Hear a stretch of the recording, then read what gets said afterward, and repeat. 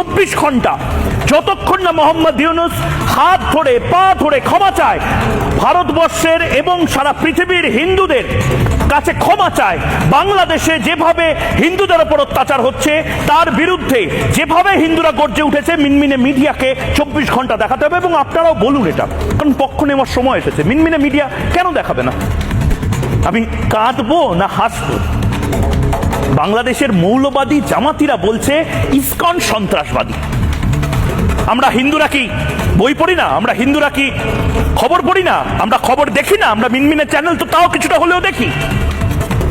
মৌলবাদীরা অহিংস, আর ইসকনের যারা সদস্য তারা মৌলবাদী। এটা তৃণমূল বিশ্বাস করে, এটা কংগ্রেস বিশ্বাস করে, এটা বামফ্রন্ট বিশ্বাস করে, এটা মিনমিনে মিডিয়া বিশ্বাস করে, এটা বুদ্ধিজীবীরা বিশ্বাস করে। যদি না বিশ্বাস করে, যদি না মনে করে, কেন মৌলবাদীদের মাথায় তুলে নাচছে তারা? কেন হিন্দুরা কচুকাটা হচ্ছে সেটা বলতে পারছে না, সেটা দেখাতে পারছে না, সেটা নিয়ে টুইট করতে পারছে না? বামপন্থীরা যারা গাজা, প্যালেস্টাইন, ইরাক, ইজিপ্ট সমস্ত কিছু নিয়ে কথা বলে, তারা কেন একটা মিছিল করতে পারছে না, চিৎকার করে বলতে পারছে না হিন্দুদেরকে কচুকাটা করা যাবে না? যাবে।